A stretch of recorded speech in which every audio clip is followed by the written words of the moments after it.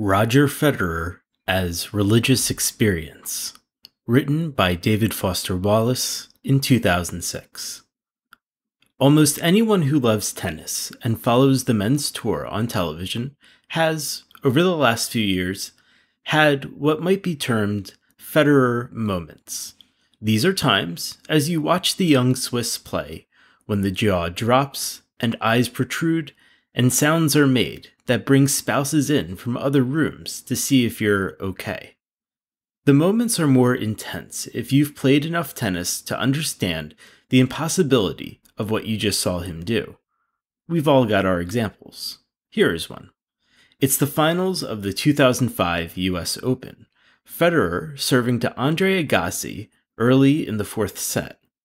There's a medium-long exchange of ground strokes, one with the distinctive butterfly shape of today's power baseline game. Federer and Agassi yanking each other from side to side, each trying to set up the baseline winner, until, suddenly, Agassi hits a hard, heavy cross-court backhand that pulls Federer way out wide to his ad equals left side, and Federer gets to it but slices the stretch backhand short, a couple feet past the service line, which of course is the sort of thing Agassi dines out on. And as Federer's scrambling to reverse and get back to center, Agassi's moving in to take the short ball on the rise, and he smacks it hard right back into the same ad corner, trying to wrong foot Federer, which, in fact, he does. Federer's still near the corner, but running toward the center line, and the ball's heading to a point behind him now, where he just was, and there's no time to turn his body around, and Agassi's following the shot into the net at an angle from the backhand side, and what Federer does now is somehow instantly reversed thrust and sort of skip backward 3 or 4 steps, impossibly fast, to hit a forehand out of his backhand corner, all his weight moving backward, and the forehand is a top-spin screamer down the line past Agassi at net, who lunges for it, but the ball's past him, and it flies straight down the sideline and lands exactly in the deuce corner of Agassi's side, a winner. Federer still dancing backward as it lands. And there's that familiar little second of shocked silence from the New York crowd before it erupts. And John McEnroe, with his color man's headset on TV, says, mostly to himself, it sounds like, "How do you hit a winner from that position?" And he's right. Given Agassi's position and world-class quickness, Federer had to send that ball down a 2-inch pipe of space in order to pass him, which he did, moving backwards with no setup time and none of his weight behind the shot. It was impossible. It was like something out of The Matrix. I don't know what all sounds were involved, but my spouse says she hurried in and there was popcorn all over the couch, and I was down on one knee, and my eyeballs looked like novelty shop eyeballs. Anyway, that's one example of a Federer moment, and that was merely on TV. And the truth is that TV tennis is to live tennis pretty much as video porn is to the felt reality of human love. Journalistically speaking, there is no hot news to offer you about Roger Federer. He is, at 25, the best tennis player currently alive. Maybe the best ever. Bios and profiles abound. 60 Minutes did a feature on him just last year.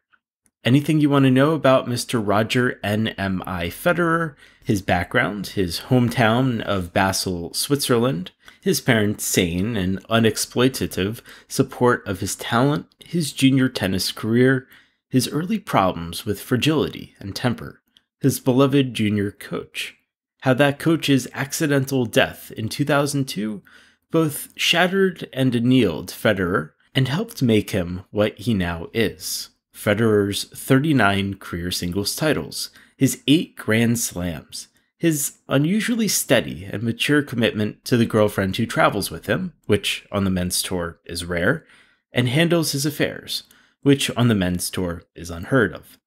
His old-school stoicism and mental toughness and good sportsmanship and evident overall decency and thoughtfulness, and charitable largesse. It's all just a Google search away. Knock yourself out. This present article is more about a spectator's experience of Federer and its context. The specific thesis here is that if you've never seen the young man play live, then do, in person, on the sacred grass of Wimbledon, through the literally withering heat and then wind and rain of the '06 fortnight, then you are apt to have what one of the tournament's press bus drivers describes as a bloody near religious experience. It may be tempting, at first, to hear a phrase like this as just one more of the overheated tropes that people resort to describe the feeling of Federer moments. But the driver's phrase turns out to be true, literally, for an instant, ecstatically, though it takes some time and serious watching to see this truth emerge. Beauty is not the goal of competitive sports, but high-level sports are a prime venue for the expression of human beauty. The relation is roughly that of courage to war. The human beauty we're talking about here is beauty of a particular type. It might be called kinetic beauty. Its power and appeal are universal. It has nothing to do with sex or cultural norms. What it seems to have to do with, really, is human beings' reconciliation with the fact of having a body. Footnote 1. There's a great deal that's bad about having a body. If this is not so obviously true that no one needs examples, we can just quickly mention pain, sores, odors, nausea, aging, gravity, sepsis, clumsiness, illness, limits. Every last schism between our physical wills and our actual capacities. Can anyone doubt we need help being reconciled? Crave it? It's your body that dies, after all. There are wonderful things about having a body, too, obviously. It's just that these things are much harder to feel and appreciate in real time. Rather like certain kinds of rare, peak-type sensuous epiphanies, I'm so glad I have eyes to see the sunrise, etc. Great athletes seem to catalyze our awareness of how glorious it is to touch and perceive, move through space, interact with matter. Granted, what great athletes can do with their bodies are things that the rest of us can only dream of. But these dreams are important. They make up for a lot. Back to the main text. Of course, in sports, no one ever talks about beauty or grace or the body. Men may profess their love of sports, but that love must always be cast and enacted in the symbology of war. Elimination versus advance, hierarchy of rank and standing, obsessive statistics, technical analysis, tribal and/or nationalist fervor, uniforms, mass noise, banners, chest thumping, face painting, etc. For reasons that are not well understood, war's codes are safer for most of us than love's. You too may find them so, in which case Spain's mesomorphic and totally martial Rafael Nadal is the man's man for you. He of the unsleeved biceps and the kabuki self-exhortations.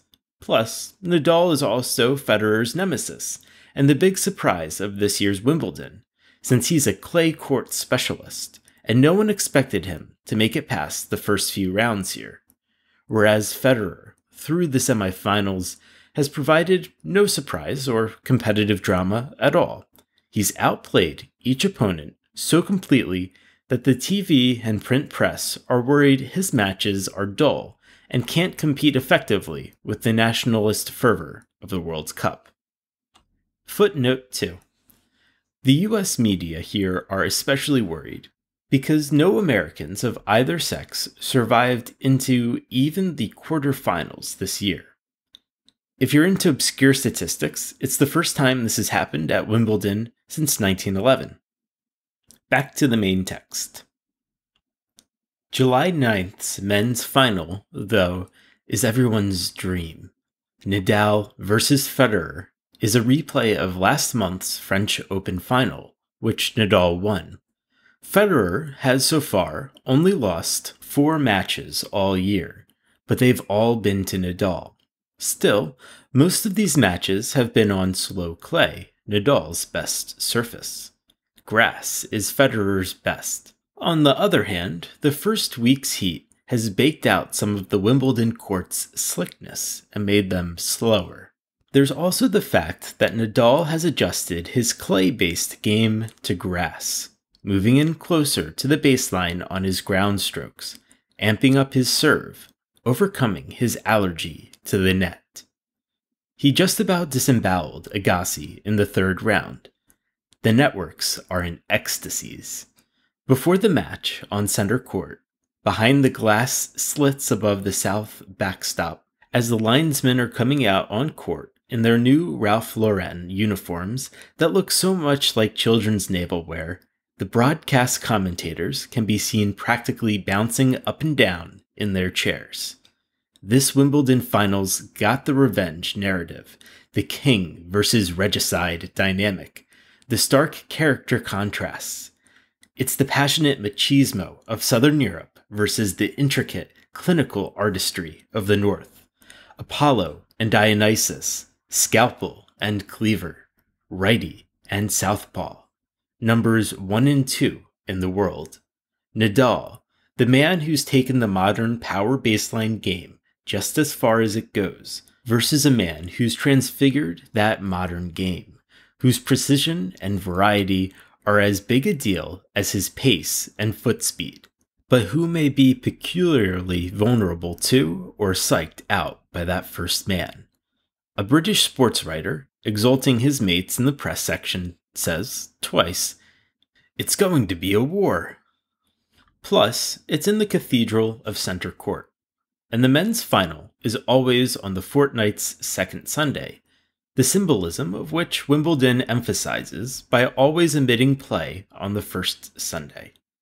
And the spattery gale that has knocked over parking signs and everted umbrellas all morning suddenly quits an hour before match time, the sun emerging just as center court's tarp is rolled back and the net posts driven home. Federer and Nadal come out to applause, make their ritual bows to the noble's box. The Swiss is in the buttermilk-colored sport coat that Nike's gotten him to wear for Wimbledon this year. On Federer, and perhaps him alone, it doesn't look absurd with shorts and sneakers. The Spaniard eschews all warm-up clothing, so you have to look at his muscles right away. He and the Swiss are both in all Nike, up to the very same kind of tied white Nike hanky with the swoosh positioned above the third eye. Nadal tucks his hair under his hanky, but Federer doesn't, and smoothing and fussing with the bits of hair that fall over the hanky is the main Federer tick TV viewers get to see. Likewise, Nadal's obsessive retreat to the ball boy's towel between points. There happens to be other ticks and habits, though, tiny perks of live viewing.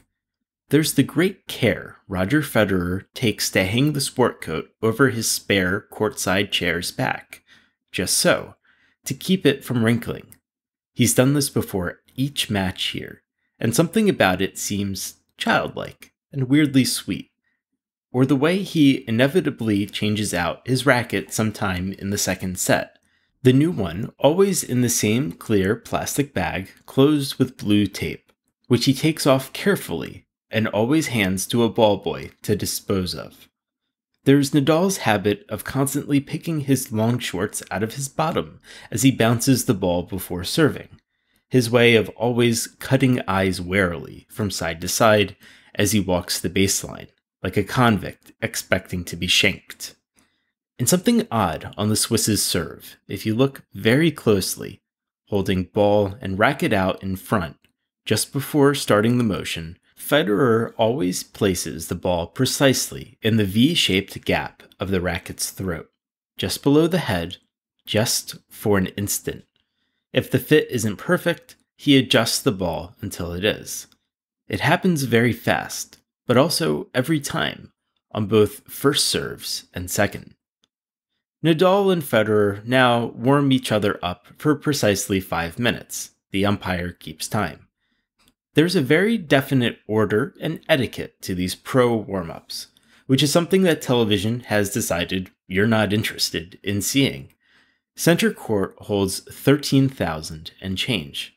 Another several thousand have done what people here do willingly every year, which is to pay a stiff general admission at the gate and then gather, with hampers and mosquito spray, to watch the match on an enormous TV screen outside Court 1. Your guess here is probably as good as anyone's. Right before play, up at the net, there's a ceremonial coin toss to see who will serve first. It's another Wimbledon ritual. The honorary coin tosser this year is William Keynes, assisted by the umpire and tournament referee. William Keynes is a 7-year-old from Kent who contracted liver cancer at age 2 and somehow survived after surgery and horrific chemo. He's here representing Cancer Research UK. He's blonde and pink-cheeked and comes up to about Federer's waist. The crowd roars its approval of the reenacted toss. Federer smiles distantly the whole time.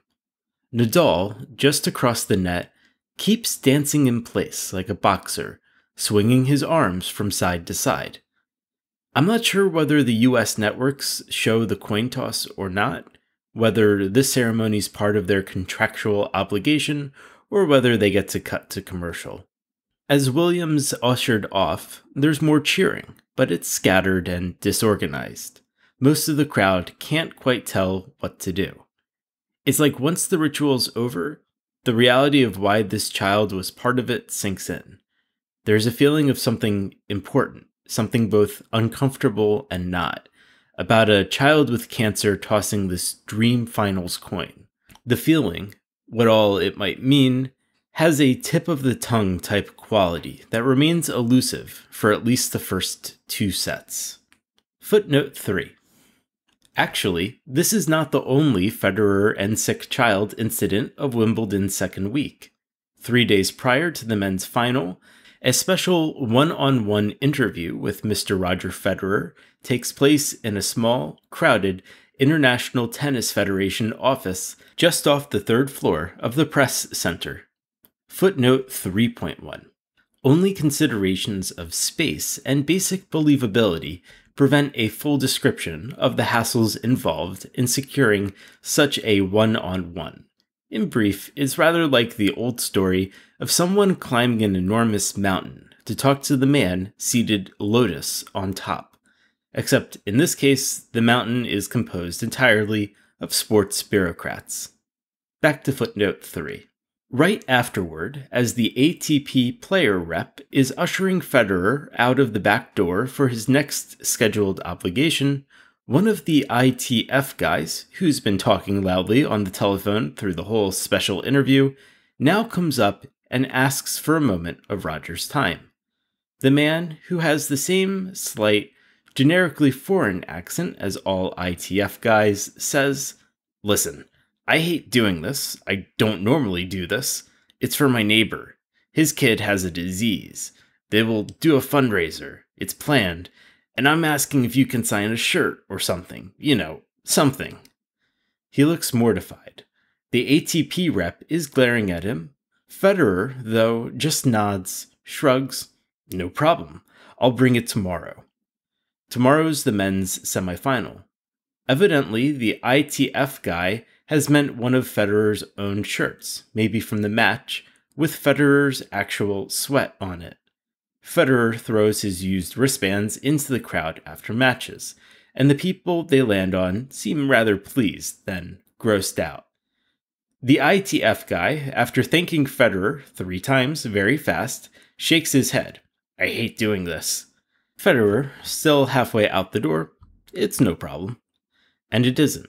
Like all pros, Federer changes his shirt during matches. He can just have somebody save one, and then he'll sign it. It's not like Federer's being Gandhi here. He doesn't stop and ask for details about the kid or his illness. He doesn't pretend to care more than he does. The request is just one more small, mildly distracting obligation he has to deal with. But he does say yes, and he will remember. You can tell. And it won't distract him. He won't permit it. He's good at this kind of stuff, too. Back to the main text. A top athlete's beauty is next to impossible to describe directly, or to evoke. Federer's forehand is a great liquid whip, his backhand a one-hander that he can drive flat, load with topspin, or slice. The slice with such snap that the ball turns shapes in the air and skids on the grass to maybe ankle height. His serve has world-class pace and a degree of placement and variety no one else comes close to. The service motion is lithe and uneccentric, distinctive, on TV, only in a certain eel-like all-body snap at the moment of impact. His anticipation and court sense are otherworldly, and his footwork is the best in the game. As a child, he was also a soccer prodigy. And all this is true, and yet none of it really explains anything or evokes the experience of watching this man play, of witnessing, firsthand, the beauty and genius of his game. You have to come at the aesthetic stuff obliquely to talk around it, or, as Aquinas did with his own ineffable subject, to try to define it in terms of what it is not. One thing it is not is televisable, at least not entirely. TV tennis has its advantages, but these advantages have disadvantages, and chief among them is a certain illusion of intimacy. Television's slow-mo replays, its close-ups and graphics, all so privilege viewers that we're not even aware of how much is lost in broadcast. And a large part of what's lost is the sheer physicality of top tennis, the sense of the speeds at which the ball is moving and the players are reacting. This loss is simple to explain. TV's priority during a point is coverage of the whole court, a comprehensive view, so that viewers can see both players and the overall geometry of the exchange. Television, therefore, chooses a specular vantage that is overhead and behind one baseline. You, the viewer, are above and looking down from behind the court. This perspective, as any art student will tell you, foreshortens the court. Real tennis, after all, is three-dimensional, but a TV screen image is only 2D. The dimension that's lost, or rather distorted, on the screen is the real court's length, the 78 feet between baselines, and the speed with which the ball traverses this length is a shot's pace, which on TV is obscured, and in person is fearsome to behold. That may sound abstract or overblown, in which case, by all means, go in person to some professional tournament, especially to the outer courts in early rounds, where you can sit 20 feet from the sideline, and sample the difference for yourself. If you've watched tennis only on television, you simply have no idea how hard these pros are hitting the ball, how fast the ball is moving, how little time the players have to get to it, and how quickly they're able to move and rotate and strike and recover, and none are faster or more deceptively effortless about it than Roger Federer. Footnote 4. Top men's serves often reach speeds of 125 to 135 miles per hour, true, but what all the radar signs and graphics neglect to tell you is that male power baseliners' ground strokes themselves are often traveling at over 90 miles per hour, which is the speed of a big league fastball. If you get down close enough to a pro court, you can hear an actual sound coming off the ball in flight, a kind of liquid hiss from the combination of pace and spin. Close up and live, you'll also understand better the open stance that's become such an emblem of the power baseline game. The term, after all, just means not turning one side all the way to the net before hitting a ground stroke. And one reason why so many power baseliners hit from the open stance is that the ball is now coming too fast for them to get turned all the way. Back to the main text. Interestingly, what is less obscured in TV coverage is Federer's intelligence, since this intelligence often manifests as angle. Federer is able to see, or create, gaps and angles for winners that no one else can envision. And television's perspective is perfect for viewing and reviewing these Federer moments. What's harder to appreciate on TV is that these spectacular-looking angles and winners are not coming from nowhere. They're often set up several shots ahead, and depend as much on Federer's manipulation of opponents' positions as they do on the pace or placement of the coup de grace. And understanding how and why Federer is able to move other world-class athletes around this way requires, in turn, a better technical understanding of the modern power baseline game than TV, again, is set up to provide. Wimbledon is strange. Verily, it's the game's mecca, the cathedral of tennis. But it would be easier to sustain the appropriate level of on-site veneration if the tournament weren't so intent on reminding you over and over that it's the cathedral of tennis. There's a peculiar mix of stodgy self-satisfaction and relentless self-promotion and branding. It's a bit like the sort of authority figure whose office wall has every last plaque, diploma, and award he's ever gotten. And every time you come into the office, you're forced to look at the wall and say something to indicate that you're impressed. Wimbledon's own walls, along nearly every significant corridor and passage, are lined with posters and signs featuring shots of past champions, lists of Wimbledon facts and trivia, historic lore, and so on. Some of this stuff is interesting. Some is just odd. The Wimbledon Lawn Tennis Museum, for instance, has a collection of all the various kinds of rackets used here through the decades, and one of the many signs along the Level 2 passage of the Millennium Building promotes this exhibition with both photos and didactic texts, a kind of history of the racket. Here, sick, is the climactic end of this text.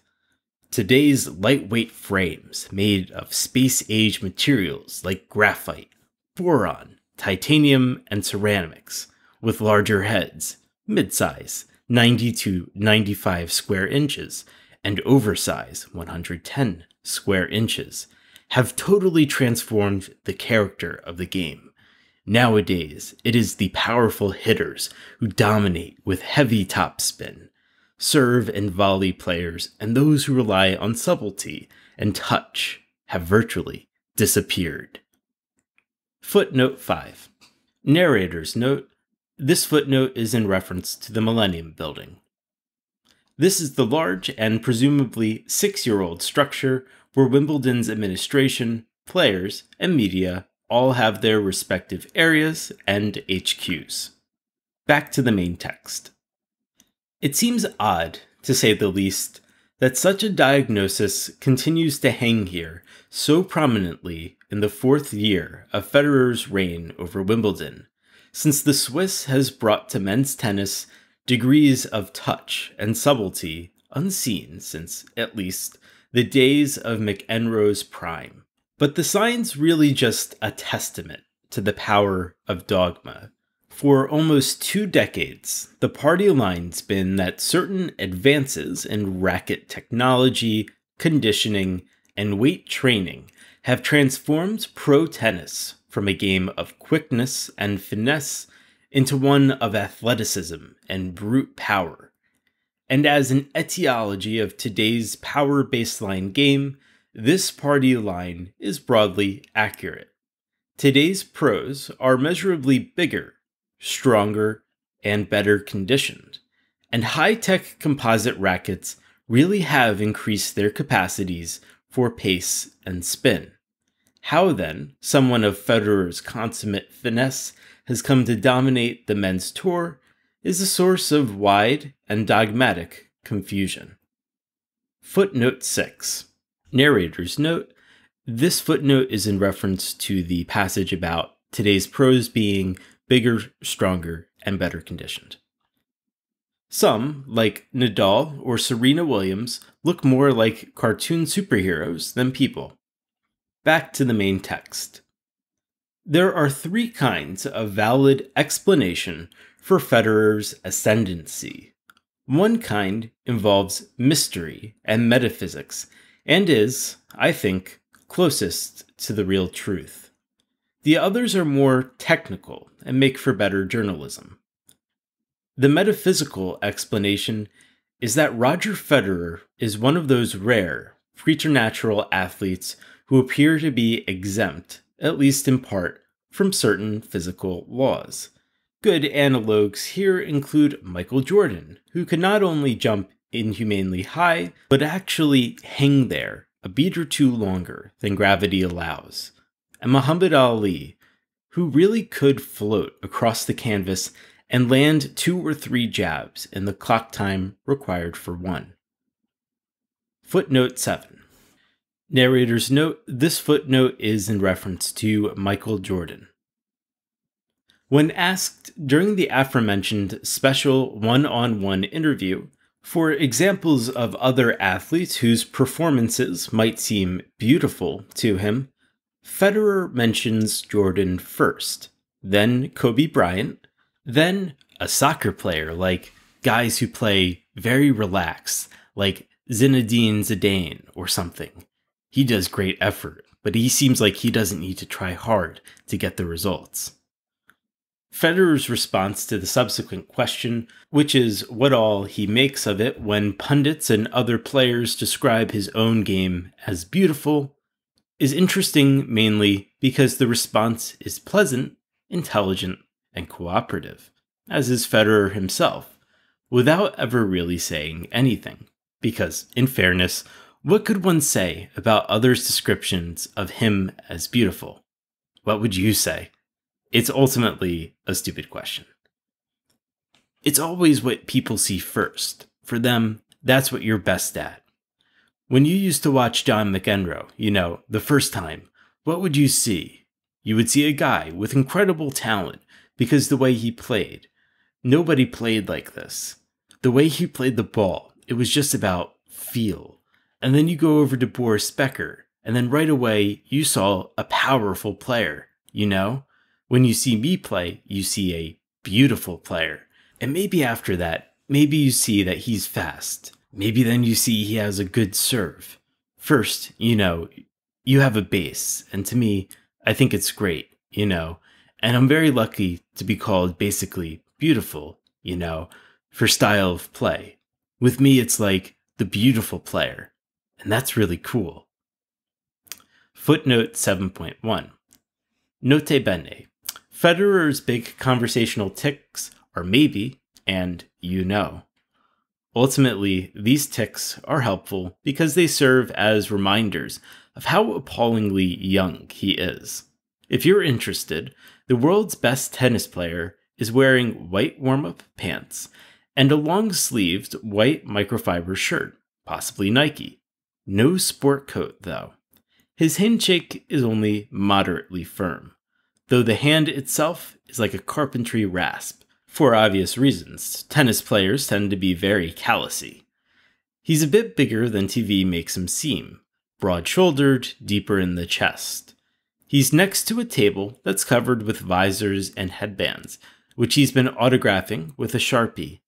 He sits with his legs crossed and smiles pleasantly and seems very relaxed.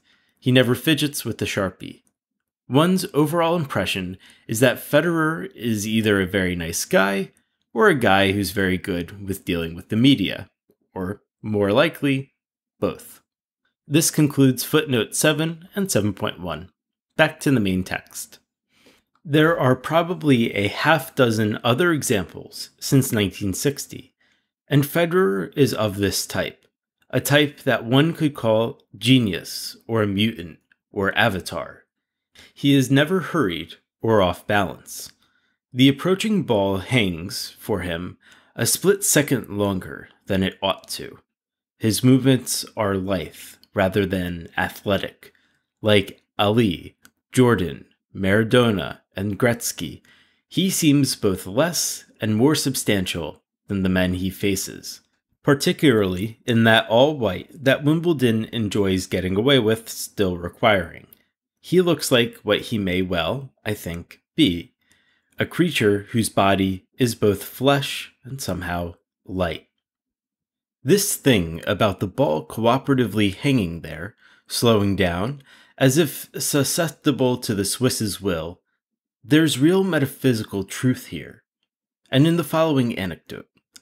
After a July 7th semifinal in which Federer destroyed Jonas Bjorkman, not just beat him, destroyed him, and just before a requisite post-match news conference in which Bjorkman, who's friendly with Federer, says he was pleased to have the best seat in the house, watched the Swiss play the nearest to perfection you can play tennis. Federer and Bjorkman are chatting and joking around, and Bjorkman asks him just how unnaturally big the ball was looking to him out there, and Federer confirms that it was like a bowling ball or a basketball. He means it just as a bantery, modest way to make Bjorkman feel better, to confirm that he's surprised by how unusually well he played today. But he's also revealing something about what tennis is like for him. Imagine that you're a person with preternaturally good reflexes and coordination and speed, and that you're playing high-level tennis. Your experience in play will not be that you possess phenomenal reflexes and speed. Rather, it will seem to you that the tennis ball is quite large and slow-moving, and that you always have plenty of time to hit it. That is, you won't experience anything like the empirically real quickness and skill that the live audience, watching tennis balls move so fast they hiss and blur, will attribute to you. Footnote 8. Special one-on-one support from the man himself for this claim. It's interesting, because this week, actually, Ancic, Mario, the towering top 10 Croatian whom Federer beat in Wednesday's quarterfinal, played on the center court against my friend, the Swiss player Wawrinka, Stanislas, Federer's Davis Cup teammate. And I went in to see out where, my girlfriend Mirka Vavrinek, a former Women's Cup top 100 player knocked out by injury, who now basically functions as Federer's Alice B. Toklas, usually sits. And I went to see, for the first time since I have come here to Wimbledon, I went to see a match on center court. And I was surprised, actually, how fast, the serve is, and how fast you have to react to be able to get the ball back, especially when a guy like Mario, Ancic, who's known for his vicious serve, serves, But then, once you're on the court yourself, it's totally different, because all you see is the ball, really. You don't see the speed of the ball. Back to the main text. Velocity's just one part of it. Now we're getting technical. Tennis is often called a game of inches, but the cliché is mostly referring to where a shot lands. In terms of a player hitting an incoming ball, tennis is actually more a game of micrometers. Vanishingly tiny changes around the moment of impact will have large effects on how and where the ball travels. The same principle explains why even the smallest imprecision in aiming a rifle will still cause a miss if the target's far enough away. By way of illustration, let's slow things way down. Imagine that you, a tennis player, are standing just behind your deuce corner's baseline. A ball is served to your forehand. You pivot, or rotate, so that your side is to the ball's incoming path and start to take your racket back for the forehand return. Keep visualizing up to where you're about halfway into the stroke's forward motion.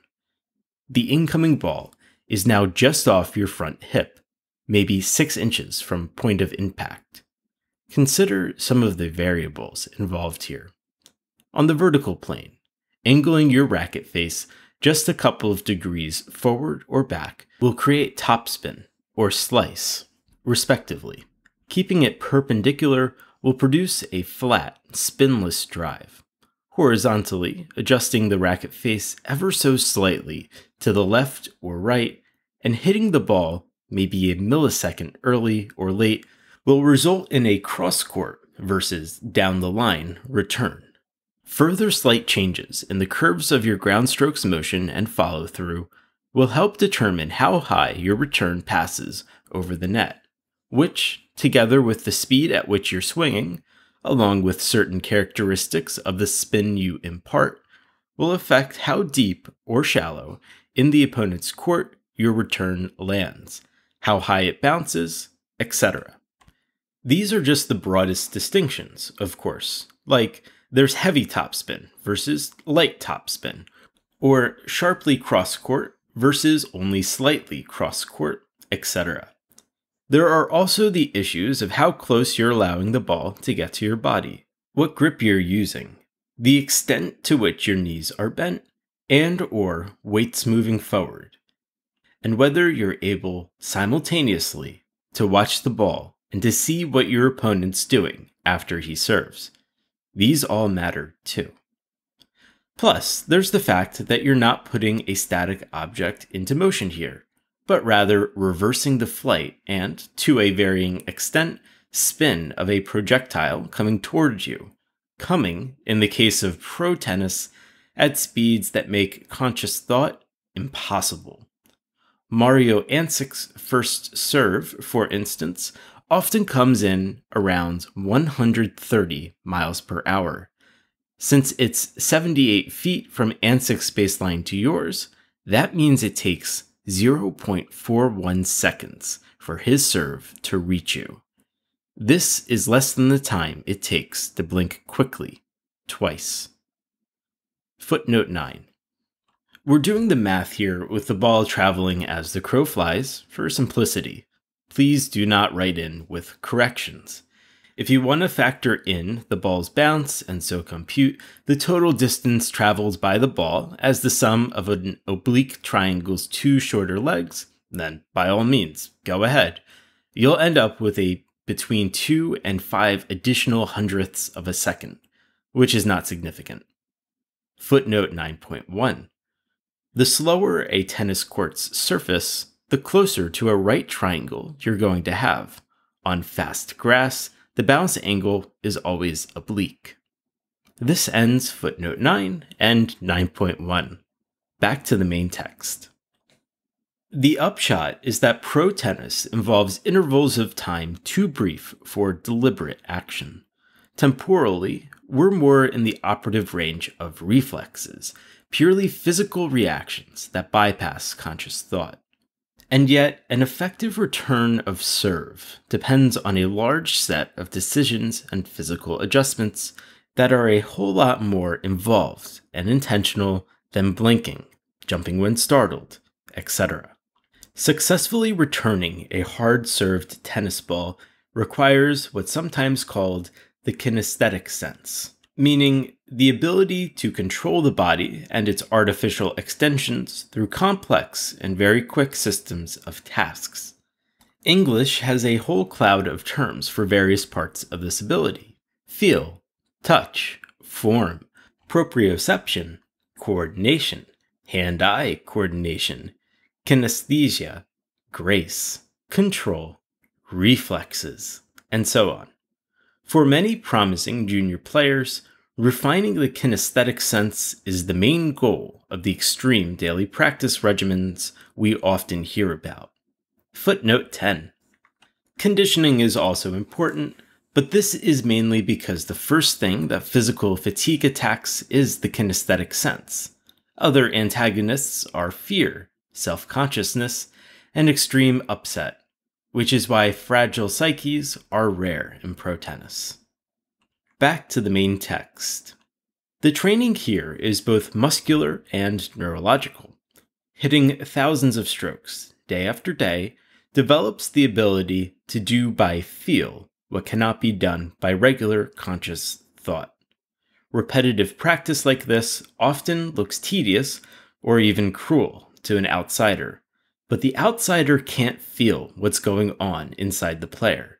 Tiny adjustments over and over, a sense of each change's effects that gets more and more acute, even as it recedes from normal consciousness. Footnote 11. The best lay analogy is probably to the way an experienced driver can make all of good driving's myriad little decisions and adjustments without having to pay attention to them. Back to the main text. The time and discipline required for serious kinesthetic training are one reason why top pros are usually people who've devoted most of their waking lives to tennis, starting at the very latest in their early teens. It was, for example, at age 13 that Roger Federer finally gave up soccer and a recognizable childhood and entered Switzerland's National Tennis Training Center in Koblenz. At 16, he dropped out of classroom studies and started serious international competition. It was only weeks after quitting school that Federer won Junior Wimbledon. Obviously, this is not something that every junior who devotes himself to tennis can do. Just as obviously, then, there is more than time and training involved. There is also sheer talent and degrees of it. Extraordinary kinesthetic ability must be present and measurable in a kid to make the years of practice and training worthwhile. But from there, over time, the cream starts to rise and separate. So one type of technical explanation for Federer's dominion is that he's just a bit more kinesthetically talented than other male pros. Only a little bit, since everyone in the top 100 is himself kinesthetically gifted. But then, tennis is a game of inches. The answer is plausible, but incomplete. It would probably not have been incomplete in 1980. In 2006, though, it's fair to ask why this kind of talent still matters so much. Recall what is true about dogma and Wimbledon sign. Kinesthetic virtuoso or no, Roger Federer is now dominating the largest, strongest, fittest, best trained and coached field of male pros who've ever existed, with everyone using a kind of nuclear racket that's said to have made the finer calibrations of the kinesthetic sense irrelevant, like trying to whistle Mozart at a Metallica concert. According to reliable sources, honorary coin tosser William Kane's backstory is that one day, when he was 2.5, his mother found a lump in his tummy and took him to the doctor, and the lump was diagnosed as a malignant liver tumor, at which point one cannot, of course, imagine a tiny child undergoing chemo, serious chemo, his mother having to watch, having to carry him home, nurse him, then bring him back to that place for more chemo. How did she answer her child's question? The big one, the obvious one. And who could answer hers? What could any priest or pastor say that wouldn't be grotesque? It's 2-1 Nadal in the finals' second set, and he's serving. Federer won the first set at love, but then flagged a bit, as he sometimes does, and is quickly down a break. Now, on Nadal's ad, there's a 16-point stroke. Nadal is serving a lot faster than he did in Paris, and this one's down the center. Federer floats a soft forehand high over the net, which he can get away with because Nadal never comes in behind his serve. The Spaniard now hits a characteristically heavy topspin, forehand deep, to Federer's backhand. Federer comes back with an even heavier topspin backhand, almost a clay court shot.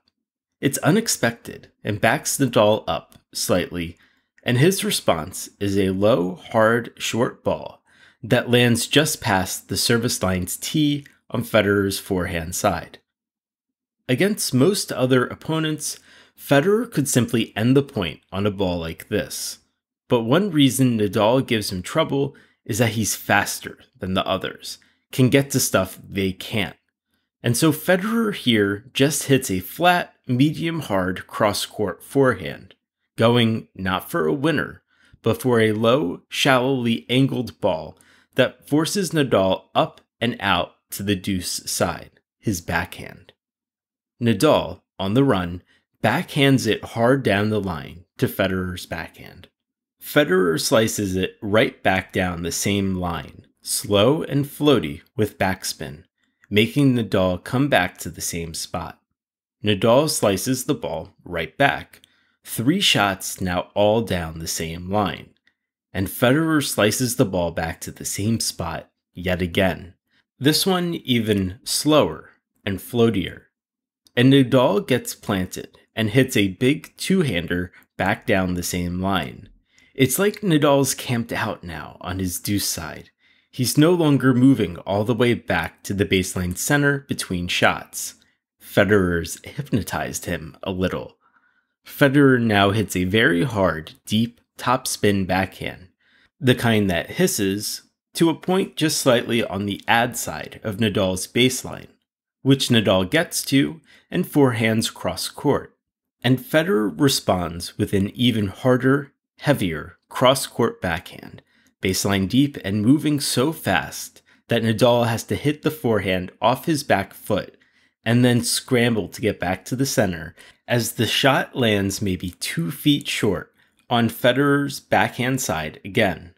Federer steps to this ball and now hits a totally different cross-court backhand, this one much shorter and sharper angled, an angle no one would anticipate, and so heavy and blurred with topspin that it lands shallow and just inside the sideline and takes off hard after the bounce.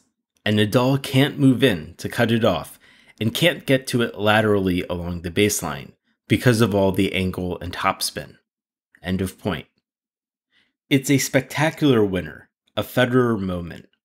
But watching it live, you can see that it's also a winner that Federer started setting up even 4 or 5 shots earlier. Everything after the first down-the-line slice was designed by the Swiss to maneuver Nadal and lull him, and then disrupt his rhythm and balance, and open up that last unimaginable angle, an angle that would have been impossible without extreme topspin. Extreme topspin is the hallmark of today's power baseline game. This is something that Wimbledon's sign gets right. Footnote 12. Assuming, that is, that the sign's with heavy topspin is modifying dominate rather than powerful hitters, which actually it might or might not. British grammar is a bit dodgy. Back to the main text.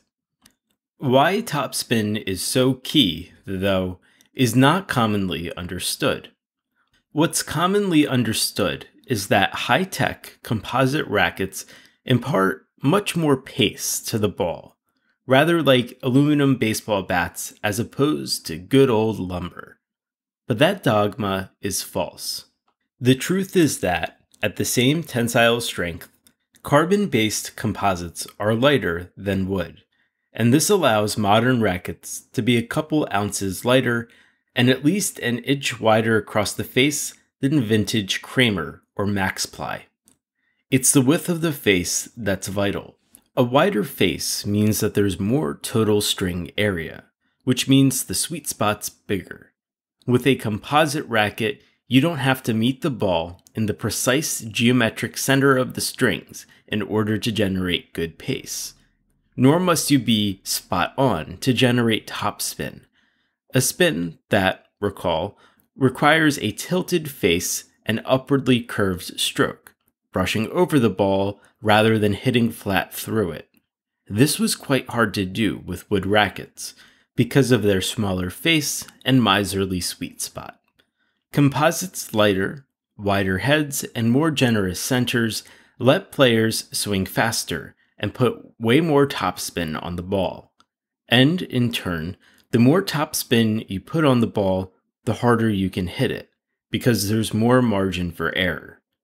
Topspin causes the ball to pass high over the net, describe a sharp arc, and come down fast into the opponent's court, instead of maybe soaring out. So the basic formula here is that composite rackets enable topspin, which in turn enables ground strokes vastly faster and harder than 20 years ago. It's common now to see male pros pulled up off the ground and halfway around in the air by the force of their strokes, which in the old days was something one saw only in Jimmy Connors. Connors was not, by the way, the father of the power baseline game. He wailed mightily from the baseline, true, but his ground strokes were flat and spinless, and had to pass very low over the net. Nor was Bjorn Borg a true power baseliner. Both Borg and Connors played specialized versions of the classic baseline game, which had evolved as a counterforce to the even more classic serve and volley game, which was itself the dominant form of men's power tennis for decades, and of which John McEnroe was the greatest modern exponent. You probably know all this, and may also know that McEnroe toppled Borg, and then more or less ruled the men's game until the appearance, around the mid-1980s, of A. modern composite rackets, and B. Ivan Lendl, who played with an early form of composite and was the true progenitor of power baseline tennis. Footnote 13. Narrator's note. This footnote is in reference to the phrase modern composite rackets, which neither Connors nor McEnroe could switch to with much success. Their games were fixed around pre-modern rackets. Footnote 14. Narrator's note. This footnote is in reference to the end of the last paragraph in the main text. Form-wise, with his whippy forehand, lethal one-hander, and merciless treatment of short balls, Lendl somewhat anticipated Federer, but the Czech was also stiff, cold, and brutal. His game was awesome, but not beautiful. My college doubles partner used to describe watching Lendl as like getting to see Triumph of the Will in 3D. Back to the main text. Ivan Lendl was the first top pro whose strokes and tactics appeared to be designed around the special capacities of the composite racket. His goal was to win points from the baseline, via either passing shots or outright winners. His weapon was his ground strokes, especially his forehand, which he could hit with overwhelming pace because of the amount of topspin he put on the ball. The blend of pace and topspin also allowed Lendl to do something that proved crucial to the advent of the power baseline game. He could pull off radical, extraordinary angles on hard-hit ground strokes, mainly because of the speed with which heavy topspin makes the ball dip and land without going wide. In retrospect, this changed the whole physics of aggressive tennis. For decades, it had been angle that made the serve and volley game so lethal. The closer one is to the net, the more of the opponent's court is open. The classic advantage of volleying was that you could hit angles that would go wide if attempted from the baseline or midcourt. But topspin on a ground stroke, if it's really extreme, can bring the ball down fast and shallow enough to exploit many of these same angles, especially if the ground stroke you're hitting is off a somewhat short ball. The shorter the ball, the more angles are possible. Pace, topspin, and aggressive baseline angles. And low, it's the power baseline game. It wasn't that Ivan Lendl was an immortally great tennis player. He was simply the first top pro to demonstrate what heavy topspin and raw power could achieve from the baseline. And, most important, the achievement was replicable, just like the composite racket. Past a certain threshold of physical talent and training, the main requirements were athleticism, aggression, and superior strength and conditioning. The result, omitting various complications and subspecialties, has been men's pro tennis for the last 20 years. Even bigger, stronger, fitter players generating unprecedented pace and topspin off the ground, trying to force the short or weak ball that they can put away. Footnote 15.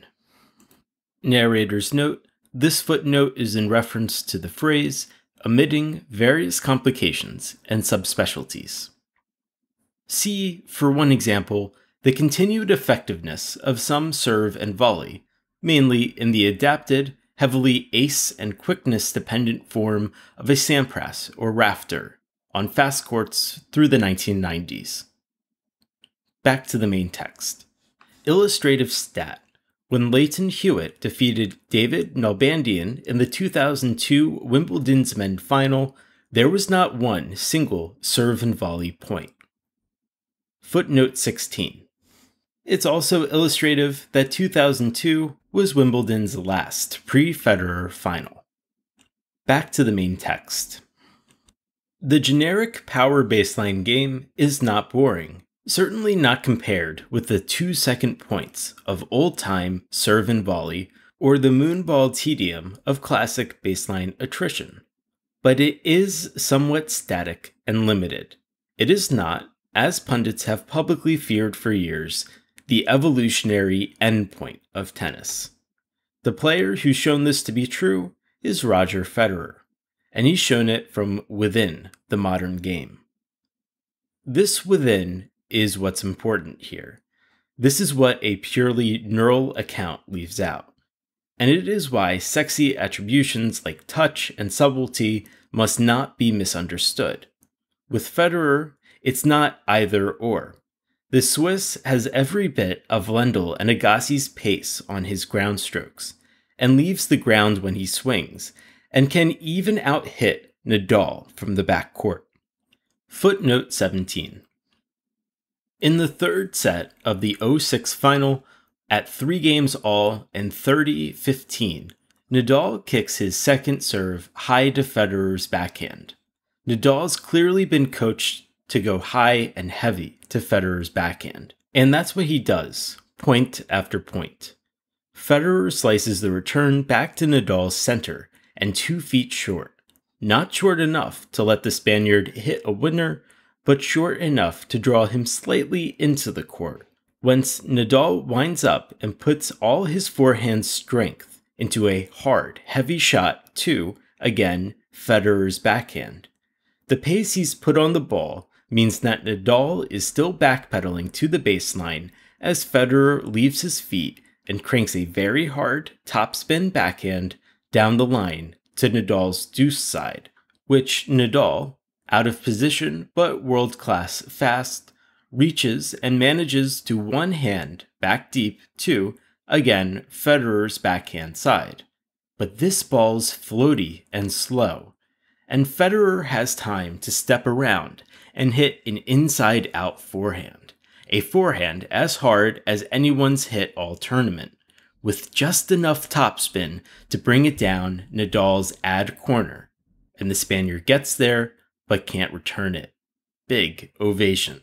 Again, what looks like an overwhelming baseline winner was actually set up by that first clever semi-short slice and Nadal's own predictability about where and how hard he'll hit every ball. Federer sure wailed that last forehand, though. People are looking at each other and applauding.